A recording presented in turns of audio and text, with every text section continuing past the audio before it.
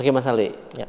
ini ada beberapa pertanyaan yang masuk ke sosial media kita. Salah satunya adalah bagaimana sih kita mengatasi limiting belief yang kita punya? Bagaimana mengatasi limiting belief yang kita miliki? Oke. Ini salah satu topik favorit gue by the way. Artinya gini, favorit dalam arti ya tentunya nggak enak punya limiting belief, bukan favorit dalam arti gue menyukai, tapi topik favorit karena sebegitu berdampaknya ketika kita mengubah limiting belief kita gitu. Oke. Nah, sehingga menjadi favorit karena dampaknya bisa sangat signifikan. Pertama-tama untuk bisa mengubahnya dengan efektif, ya, tentunya kita perlu memahami dulu, gitu. Ketika kita memahami bagaimana cara kerja dari sesuatu, itu akan bisa membuat kita lebih efektif dalam mengelolanya, ya, dan termasuk juga dalam mengubahnya. Gitu. Kayak kita tahu, kalau kita tahu cara kerjanya handphone, gitu ya, misalnya, aduh handphone ini kenapa tahu jadi huruf-huruf kenapa jadi bahasa Rusia semua gitu. Nah, gimana cara mengubahnya? Nah, kalau kita tahu cara kerjanya, oh masuk ke setting, bagian keyboard atau language gitu kan kita ubah. Jadi kalau nggak tahu cara kerjanya gimana, kita trial and errornya banyak gitu. Jadi sehingga prosesnya menjadi kurang efisien. Ya. Nah, jadi begitu juga dengan mengubah limiting belief. Pertama, limiting belief itu adalah sesuatu yang sifatnya kalau kita udah bicara soal belief, bicara soal habit, itu sesuatu yang di alam bawah sadar, di otak bawah sadar atau di pikiran bawah sadar kita. Ya.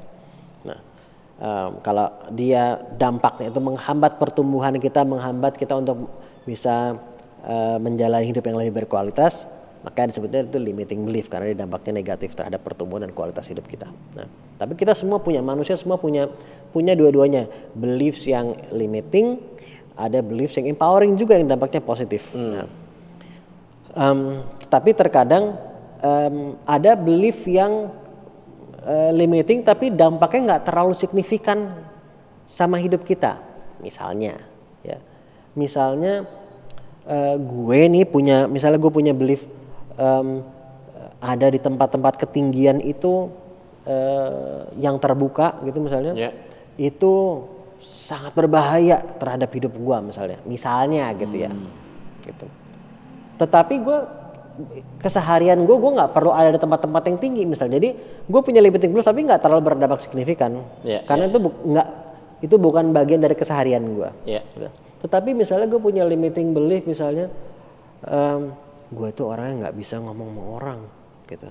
Dan itu akan berdampak signifikan karena itu sangat berkaitan dengan keseharian kita, gitu. Oke.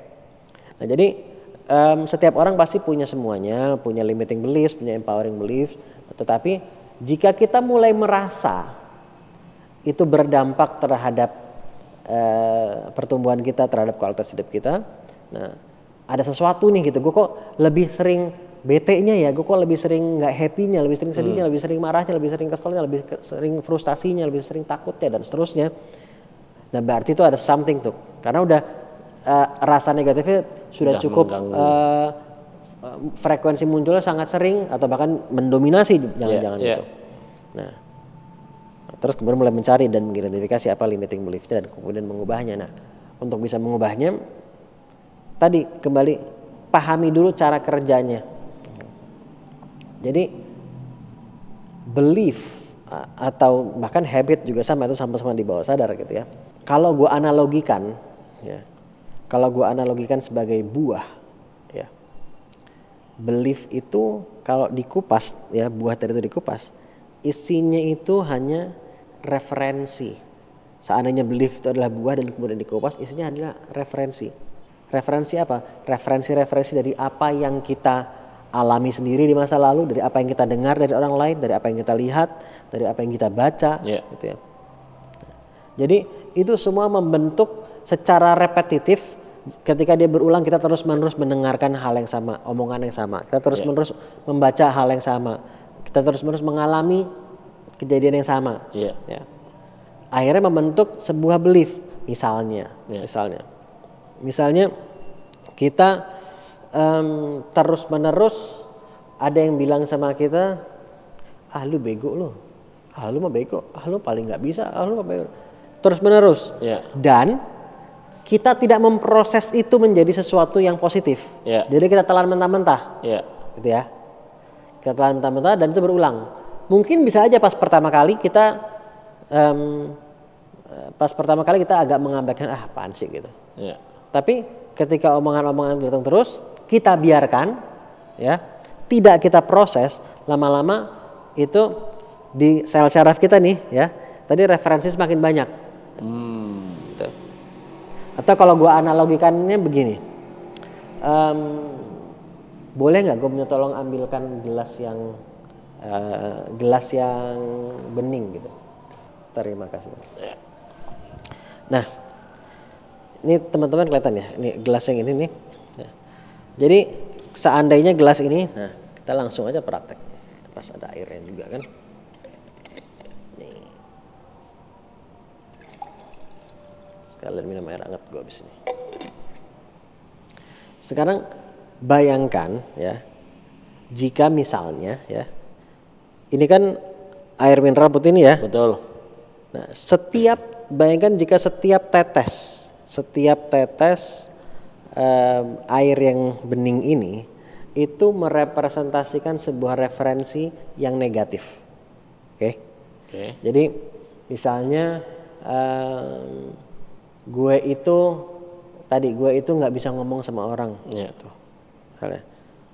Atau gue itu nggak kreatif, misalnya. Ya. Gue itu nggak kreatif. Nah, jadi ketika kita melihat ini, wah ini saat ini dipenuhi oleh referensi-referensi yang bilang bahwa gue itu orang nggak kreatif. Betul. Dia menjadi belief, gue Ya. itu orang nggak kreatif. Nah, sedangkan misalnya ada gelas lain nih misalnya yang isinya itu adalah Referensi positif. Misalnya isinya itu adalah kopi deh gitu, kopi Ya. hitam. Ya, kopi hitam. Dan setiap tetes kopi hitam itu misalnya itu merepresentasikan referensi yang mengatakan bahwa gue itu orang yang kreatif. Ya. Mungkin kita pernah punya pengalaman juga mungkin sekali dua kali gitu kan, atau mungkin ada yang pernah bilang sama kita dan seterusnya. Jadi itu kan referensi positif tuh. Jadi untuk sesuatu menjadi belief, dia harus menjadi yang dominan gitu. Jadi kalau misalnya saat ini yang dominan itu masih yang bening ini yang referensi negatif tadi misalnya, terus gue cuman tuang referensi positif kopi itu cuman serut gitu doang, maka ini yang dominan masih tetap bening. Betul. Oke. Nah, apa yang masih menjadi dominan itu yang menjadi belief kita. Ya. Oke. Nah, jadi kita perlu terus menerus kan. Kalau ini kita tuang terus dengan kopi sampai tumpah, dan setelah tumpah pun masih terus kita tuangin kopi terus, lama-lama yang tadinya bening menjadi semakin keruh, dari keruh menjadi semakin hitam. Ya. Nah, ketika yang hitam yang lebih mendominasi, kita udah bukan bilang lagi ini air mineral, kita bilang itu kopi. Ya. Kalau baru cuman kita tuang kopinya sedikit aja, kita masih bilang itu air mineral, cuman ada sedikit kopinya tuh mungkin. Ya. Gitu. Nah, tapi yang mendominasi masih yang air mineral, atau dengan kata lain dalam hal ini gue nggak kreatif belief itu. Jadi artinya untuk mengubah sebuah belief, dan juga gini, jadi artinya juga sebelum mengubah beliefnya perlu dipahami bahwa dalam hal belief ya, nggak usah mikirin benar atau salah. Terus gue itu kreatif apa enggak sebenarnya? Yang benar yang mana? Nggak usah mikir benar atau salah. Yang perlu kalian pikirkan adalah ini bermanfaat atau enggak untuk gue. Mana yang lebih bermanfaat? Punya belief gue itu nggak kreatif atau punya belief gue itu kreatif? Ya. Kan gitu. Lebih manfaat yang punya kreatif. Yang kedua kan. Iya. Sedangkan realitas sekarang gue masih punya belief bahwa itu gue gak kreatif. Gak enak untuk mengakui, tapi itu langkah pertama yang perlu dilakukan juga, akui bahwa yes, saat ini gue masih punya belief itu. Tapi pahami juga bahwa it's not permanent kok. Kalau kita take the right actions bisa berubah itu. Nah, jadi caranya gimana? Kalau kita mau punya yang dominannya adalah belief yang positif, yang gue orang yang kreatif, kan tadi perbanyak tuh. Iya. Si kopi ini kan. Kopinya. Nah, cara perbanyaknya gimana? Cara perbanyak referensi yang positif gimana? Misalnya ya membaca konten-konten yang membuat kita semakin meyakini akan potensi kreatif kita, membaca contoh-contoh atau menonton juga bisa, atau ngomong sama orang-orang yang dulu dia merasa gak kreatif tapi sekarang dia bisa menghasilkan kreativitas yang berbagai macam gitu kan. Intinya adalah perbanyaklah referensi-referensi yang menunjukkan bahwa lu tuh punya potensi kreatif dan lu bisa menjadi kreatif. Ya. Gitu. Dan juga dari situ membuat lu jadi take action, membuat lu jadi lebih pertama meyakini akan potensi kreatif lu, setelah meyakini kemudian menggunakan. Ketika lu gunakan, lu akan semakin merasa lu punya kepercayaan lebih lagi tentang kreativitas lu. Nah, jadi itu caranya. Jadi tapi jangan mengandalkan kebetulan, kebetulan mudah-mudahan kita tahu ada bacaan atau ada buku atau ada video atau ada orang yang ngomong atau ada kesempatan. Jangan ngandelin kebetulan gitu. Kenapa? Karena referensi-referensi yang negatif itu tanpa diundang datang terus. Betul. Termasuk dari kepala kita sendiri. Yeah. Dia ngomong kepala kita sendiri. Jadi tanpa diundang si tetesan-tetesan ini yang bening ini yang negatif tadi ini, seandainya negatif bening, seandainya bening itu negatif itu kan, itu akan datang terus. Yeah. Tanpa diundang, termasuk dari kepala kita sendiri, omongan kepala kita sendiri. Jadi kita harus, terutama saat di awal-awal mau mengubah sebuah belief yang negatif menjadi positif, di saat awal itu terutama kita perlu jauh lebih banyak menambah si referensi yang positif itu. Yeah. Terus, jadi perlu terencana, perlu sangat terencana. Gue kasih contoh deh, misalnya dari diri gue sendiri deh. Gue sebagai seorang entrepreneur, gue tahu di otak gue bahwa yang namanya menjadi entrepreneur itu ya akan banyak tantangannya, akan ada kegagalannya. Nah, harus bisa menghadapi itu dengan baik. Gue tahu itu di otak tahu, tapi di hati siap apa enggak? Oke. Beliefnya tuh udah punya belief di bawah sadar bahwa gue tuh orang yang mau gagal berkali-kali, kayak gue tuh akan, kalau gue berusaha semakin keras dan berusaha semakin cerdas, ya, gue akan semakin sukses terlepas berapa kali gue gagal misalnya. Kan gue butuh punya belief kayak gitu. Iya. Tapi pertanyaannya sekarang gue udah punya atau belum? Nah, waktu itu gue menyadari belum cukup kuat gitu. Nah, jadi gue perlu untuk bisa menanamkan belief yang positif yang gue butuhkan itu, gue perlu terencana secara sengaja, terencana yang masif gitu ya, terstruktur dan masif, memperbanyak referensi-referensi positif yang akan membantu gue menanamkan belief yang gue butuhkan. Misalnya gue waktu itu ya gue membaca buku terkait perjalanan entrepreneur yang berbeda-beda. Gue terus tadi mengkonsumsi konten-konten lain di sosial media, di YouTube juga. Kalau misalnya nggak bisa, sebisa mungkin ketemu sama orang yang juga pernah melalui berbagai macam kegagalan. Nah, itu sebetulnya salah satu alasan gue juga bikin podcast ngobrolin hidup dan learning living itu juga. Karena itu memperbanyak referensi gue juga. Yes, gue share di YouTube betul, tapi gue sendiri kan belajar dari mereka gitu. Jadi itu memperbanyak referensi-referensi gue agar gue semakin punya keyakinan bahwa mau gagal berkali-kali kayak kalau gue berusaha lebih keras dan lebih cerdas, gue akan lebih berhasil nantinya gitu. Belief itu yang Mas Ali gitu tanamkan. Okay. Karena kalau nggak gue terus perbanyak referensi-referensi yang positif itu, kan referensi negatif juga terus ada datang. Betul. Gitu. Nah, jadi mengatasi atau mengubah limiting belief, pahami cara kerjanya gitu. Perbanyaklah referensi-referensi itu, ya. Referensi yang mengarah kepada belief yang kita inginkan. Jadi juga sebelumnya be clear juga lu pengen punya belief apa. Ya. Yang spesifik juga gitu. Dari situ plan. Oke. Dari mana saja gue bisa mendapatkan referensi-referensi akan memperkuat belief itu, membantu gue menanamkan belief tersebut. Sebanyak-banyaknya. Oke. Satu tambahan lagi. Dari tadi gue bicara soal perbanyak referensi kan? Ya. Nah. Satu hal lain yang sangat bisa membantu kita untuk menanamkan dan memperkuat sebuah belief yang positif, yang juga insya Allah juga jadi mengatasi yang negatifnya gitu ya. Itu adalah lewat kalau tadi gue bilang referensi itu kan dari masa lalu. Sebetulnya ada belief itu bisa juga terbentuk dari referensi dari masa depan. Masa depan gimana kok referensi dari masa depan? Imajinasi. Gue kasih contoh.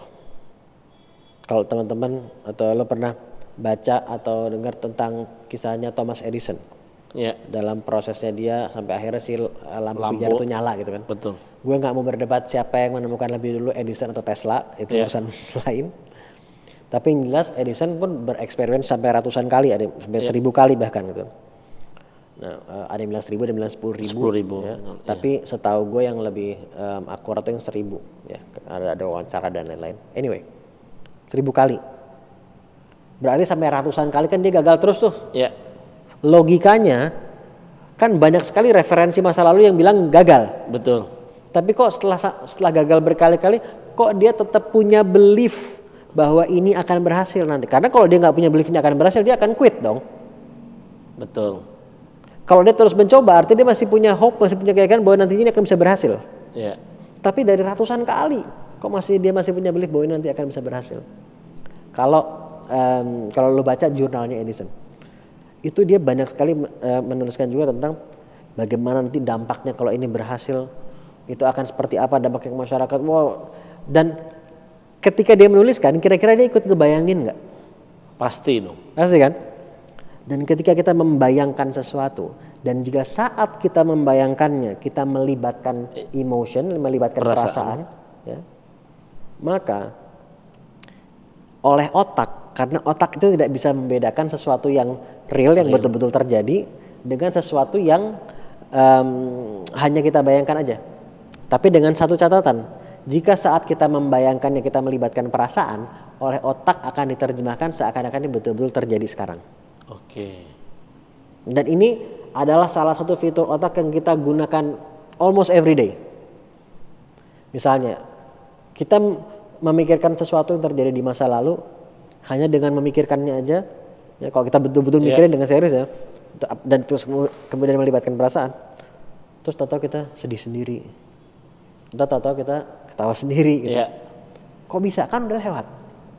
Karena saat kita membayangkan, kita melibatkan perasaan, oleh otak diterjemahkan, ini terjadi kembali. Badan produksi itu hormonnya, produksi itu neurotransmitternya, biochemicalsnya, sehingga kita bisa merasakan perasaannya kembali sekarang meskipun sudah lewat. Atau dari masa depan juga gitu. Mau pergi ke tempat tertentu atau mau ketemu orang tertentu. Ketemunya masih berapa hari lagi atau perginya masih berapa hari lagi. Tapi belum pergi, belum ketemu orangnya udah excited duluan. Betul. Udah malas duluan mungkin. Betul. Atau udah deg-degan duluan gitu. Kok bisa? Kan belum ketemu orangnya, belum sampai tempatnya. Karena tanpa kita sadari, saat kita membayangkan pergi ke tempat itu atau ketemu orang tersebut, kita melibatkan perasaan sehingga dikira oleh otak ini terjadi sekarang. Sehingga otak akan memerintahkan tubuh untuk memproduksi biochemical sehingga kita bisa merasakan perasaannya sekarang meskipun belum terjadi. Oke. Nah, ini the power of imagination ketika ditambah dengan bumbu emotion. Ketika ditambah dengan bumbu emotion akan seperti itu. Nah, artinya ketika kita memvisualisasikan sesuatu, kemudian kita melibatkan perasaan, karena otak tidak bisa membedakan itu real atau enggak, ya, maka itu ketika kita lakukan seperti itu akan jadi referensi juga. Itu yang dimaksud dengan menciptakan referensi dari masa depan. Jadi nggak harus nunggu ada kejadian nyata dulu, kita bisa meng-create sistem sampai berdampak kepada bawah sadar kita as if it's already happened, karena kita hari ini kan terbentuk dari apa yang terjadi di masa lalu gitu kan. Betul. Nah, ketika kita menggunakan fitur otak yang tadi ini ya, membayangkan sesuatu dengan melibatkan perasaan dan kita lakukan berkali-kali, kita dalam tanda kutip memanipulasi otak secara positif untuk menciptakan kejadian-kejadian ya, masa lalu, sebetulnya bukan masa lalu, kita hanya membayangkan, tapi kan diterjemahkan oleh otak seperti itu kan, seakan-akan kejadian masa lalu. Dan kita ciptakan sebanyak-banyaknya, toh itu juga akan membentuk siapa kita nantinya sama. Nah, dari satu tadi perbanyak referensi tadi, kedua juga gunakan visualisasi tadi, tapi dengan melibatkan emotion itu kunci. Kalau nggak melibatkan emotion nggak akan efektif. So itu salah satu hal yang bisa dilakukan, tentunya masih bisa jauh lebih panjang dan jauh lebih dalam, tapi at least dalam video yang singkat ini mudah-mudahan, atau mungkin nggak terlalu singkat videonya juga ini udah, Mudah-mudahan bisa cukup menjawab dan cukup memberikan gambaran dan bermanfaat. Sip. Thank you Mas Ani.